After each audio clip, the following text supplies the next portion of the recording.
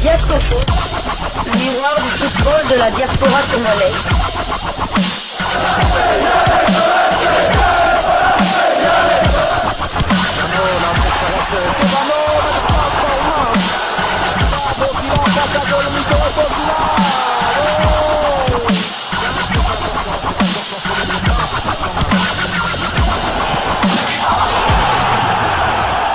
Diascofoot, le miroir du football de la diaspora congolaise. Vous êtes sur Diascofoot, le miroir du football de la diaspora congolaise. Diascofoot vous dit bonjour, tout le plaisir est pour nous de vous retrouver, mais surtout de savoir que vous êtes nombreux en train de suivre votre chaîne YouTube dédiée uniquement aux footballeurs de la diaspora congolaise. C'est l'heure de partager avec vous quelques news que nous avons pu récolter pour vous, des news concernant certains de nos internationaux ou des binationaux qui se sont illustrés dans leurs clubs respectifs. Et cela dans le cadre de cette troisième livraison sportive de ce dimanche 29 septembre 2024. Une livraison que nous débutons par la Belgique. Le Racing Genk s'est imposé sur le Gang face à Malines hier samedi 28 septembre dans le cadre de la 9e journée de la Jupiler Pro League. Score final 2-1. Genk a réalisé une excellente opération ce samedi face à Malines. Le leader limbourgeois qui avait concédé le premier but des œuvres de Kerim Mrabti à l'heure de jeu, à 60e minute de jeu, est revenu grâce à un penalty transformé par le sud-coréen Ho Ying-gyung à la 75e minute avant que ce dernier n'offre la victoire au bout du temps additionnel à la 90e plus 7. Après un cafouillage de la défense malinoise. Au classement, Genk s'assure de garder une large avance en tête de la Jupiler Pro League avec 22 points en 9 matchs. Les Limbourgeois devancent Bruges et Charleroi, 14 points en 9 matchs, qui pourraient encore être dépassés par l'Antwerp, Gand et Anderlecht qui totalisent 13 points en 8 matchs. Les Limbourgeois ont été bousculés pendant une grande partie de la rencontre.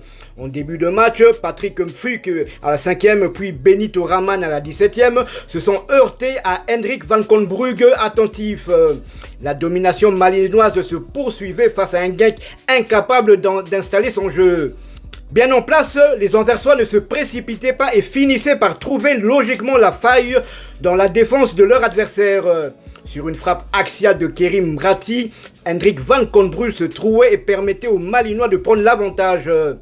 Un quart d'heure plus tard, Ahmed Touba a dévié un ballon de la main dans la surface et offert à Hong Ying-gyung l'égalisation sur penalty. Après avoir redonné l'espoir aux siens, le Sud-Coréen a profité d'une énorme erreur d'Otwin De Wolf, le gardien du club malinois qui lui a offert le tir de la victoire dans un but vide au bout des arrêts de jeu. Genk enchaîne avec une 7e victoire consécutive en championnat. Joris Kaebe était bien évidemment titulaire pour la 9e fois en 9 rencontres. Son temps de jeu cette saison est de 858 minutes sur 873. Genk est premier au classement avec 22 points. Il compte 7 victoires, 1 nul et 1 défaite. Ils ont marqué 20 buts et en ont encaissé 11. Prochaine journée, Genk se déplacera sur le terrain de Courtrai le samedi 5 octobre dans le cadre de la 10e journée de la Jupiler Pro League. Nous quittons la Belgique, nous n'allons pas très loin, nous allons du côté de la France voisine où l'on jouait la 6e journée de Ligue 1, championnat français de première division.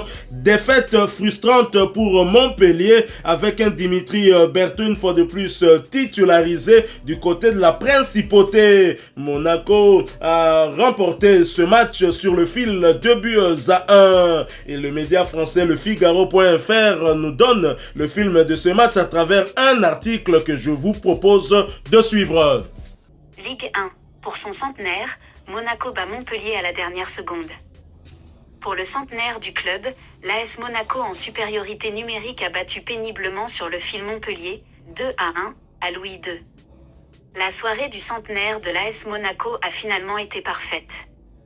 Devant le Prince Albert II, l'ASM, avec un maillot noir pour l'occasion, a renversé Montpellier, 2-1 samedi soir.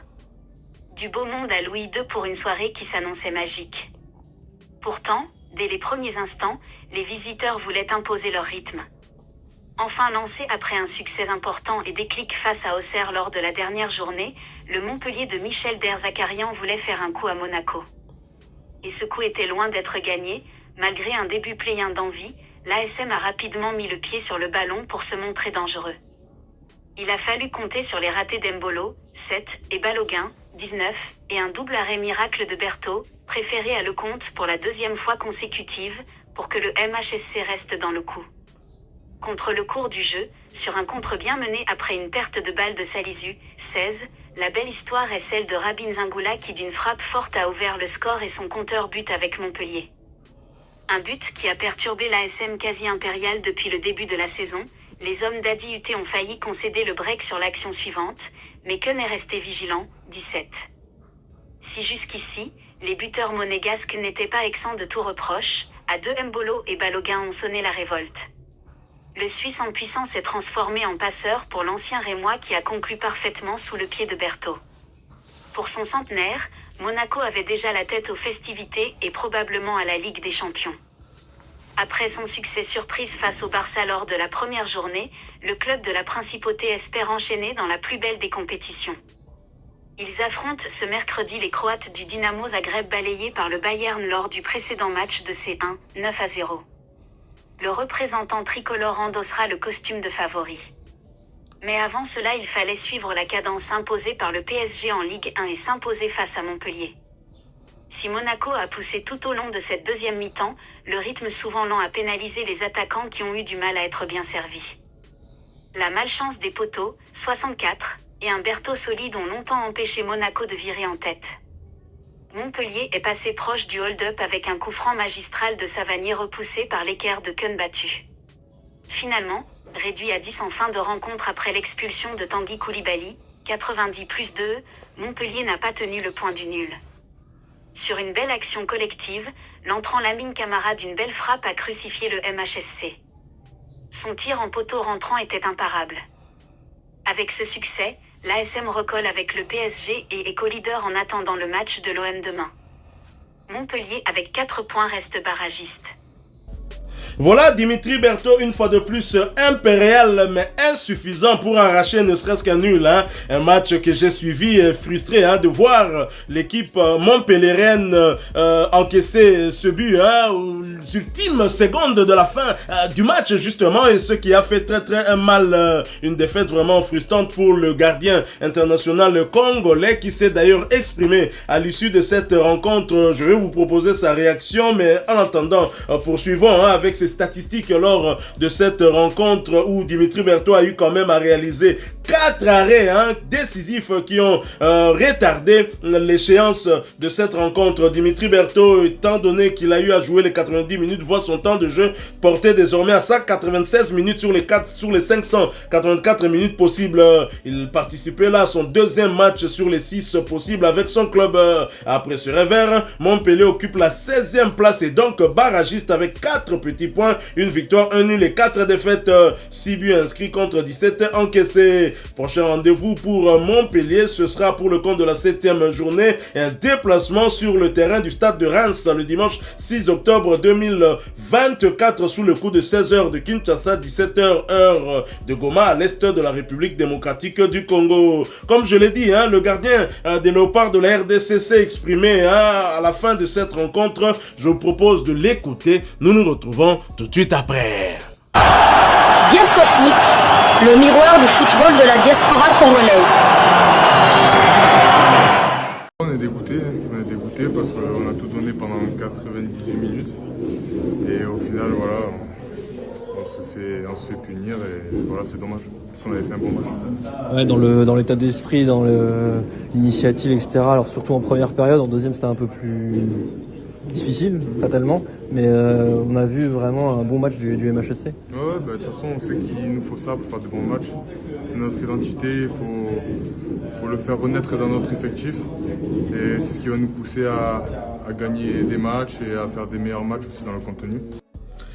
Voilà Dimitri Berthaud qui ne cache pas sa frustration, du moins sa déception après ce but de dernière minute. Il faut dire qu'à la 92e minute, un de ses coéquipiers avait écopé d'un deuxième carton jaune synonyme de carton rouge. Mais ce que j'ai aimé, c'est en tout cas, c'est dans cet article du Figaro.fr où l'on reconnaît quand même les prouesses de Dimitri Berthaud lors de ce match qui avait retardé en tout cas le but de la victoire du côté de Monaco, alors que Montpellier avait avait pris le dessus en ouvrant le score contre toute attente. Je note ce paragraphe, la malchance des poteaux, 64e, et un Berthaud solide ont longtemps empêché Monaco de virer en tête. Comme lors de la saison passée, Dimitri Berthaud était véritablement une fois de plus le dernier rempart, mais face à une très belle équipe monégasque qui, je le rappelle, avait battu dans ce même stade le FC Barcelone en Champions League. Finalement, Montpellier a craqué en fin de rencontre, mais ce match, en tout cas au goût de festivité pour les monégasques, qui a vu un ancien international congolais, capitaine de Léopard de la RDC, être présent lors de ce match et vivre malheureusement cette défaite de son jeune frère dans la tanière. Il s'agit de Chabani Inonda. Chabani Inonda qui fait partie des légendes non seulement en République démocratique du Congo, mais aussi et surtout à Monaco, et c'est à ce titre qu'il a été invité hier soir pour le 100e anniversaire de l'AS Monaco. Le palmarès de l'ancien international congolais avec le club monégasque, c'est quand même une coupe de France remportée en 2003, meilleur buteur de la Ligue 1 saison 2002-2003 avec 26 réalisations, nommé dans l'équipe type de la Ligue 1 en 2003 au trophée UNFP et finaliste de la Ligue des Champions 2004. Finaliste malheureux, c'était face au FC Porto d'un certain José Mourinho qui deviendra plus tard le club d'un autre international congolais actuellement capitaine dans la tanière. Il s'agit de Chancel Mbemba Amangoulou. Dimitri Berthaud a vu son équipe perdre ce match, mais la cote qu'on lui attribue, en tout cas par plusieurs médias, dont notamment Maxi Foot, est quand même assez honorable. Dimitri Berthaud, du point de vue de maxifoot.fr, un autre média français, c'est 6.15 avec un commentaire. Malgré la défaite de son équipe et les 2 buts encaissés, le gardien n'a pas grand chose à se reprocher sur cette rencontre. Avant ce but pris dans les dernières secondes, il avait réalisé plusieurs arrêts déterminants au cours de la partie. C'est ce qui augmente encore une fois de plus notre frustration. Dimitri Berthaud, 7 sur 10. Berthaud réalise une grande partie en s'interposant notamment à plusieurs reprises contre Jovetic. Voilà, une fois de plus, 6,5, 7, ça se rapproche en tout cas. Un autre, Berthaud a retardé l'échéance. Si Montpellier a pu croire au match nul en principauté jusqu'à la dernière seconde, c'est en grande partie grâce à son gardien. Dans la foulée de sa titularisation réussie contre Auxerre, Dimitri Berthaud a confirmé que la confiance de Michel Derzakarian n'était pas usurpée avec 4 arrêts de grande classe qui ont fait douter l'attaque montpelliéraine. Je pense qu'on voudrait plutôt parler de l'attaque monégasque.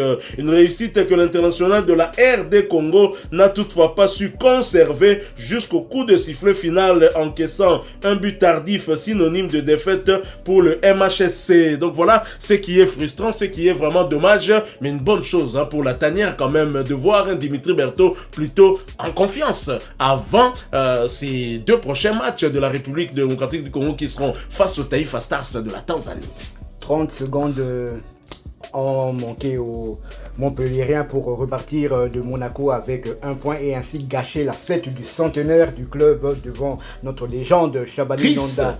La veille du match, j'avais dit que j'espérais que Dimitri Berthaud allait faire mieux que Ter Stegen, qui avait aussi encaissé 2 buts à Monaco.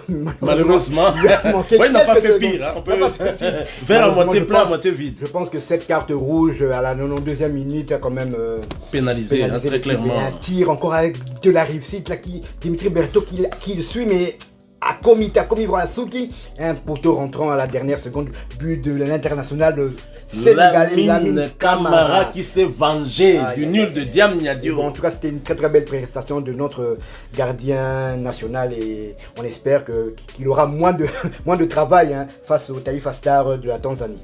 En tout cas, on peut être fier de Dimitri Berthaud et surtout que c'était devant une légende RD congolaise, Chris Chabani Inonda, finaliste de la Champions League. Il doit être le le seul international congolais à atteindre ce niveau. Tout à fait. Alors, félicitations Dimitri Berthaud. Maintenant, place au prochain match. Le prochain match, ce sera ce déplacement du côté du stade de Reims pour tenter de se relancer. Vous avez eu à faire un très très beau match, même si en deuxième mi-temps, c'était un peu plus compliqué. Il faut quand même le souligner que cette saison, l'AS Monaco est parmi les meilleures équipes. En début de saison, il y a le Paris Saint-Germain qui reste constant. Il y a quand même l'Olympique de Marseille aussi, congolais. Oui, bien sûr, nous sommes pour Chancel Mbemba, mais Deserbi a apporté des changements et ça semble marcher aussi pour Marseille. Maintenant, on verra aujourd'hui si les Marseillais resteront dans la continuité. Voilà qui met fin à cette troisième livraison sportive de ce dimanche 29 septembre 2024. Si vous l'avez aimé, laissez-nous un maximum de j'aime. Merci de partager avec nous en commentaire votre point de vue. Abonnez-vous sur cette chaîne Diasco Foot parce que nous sommes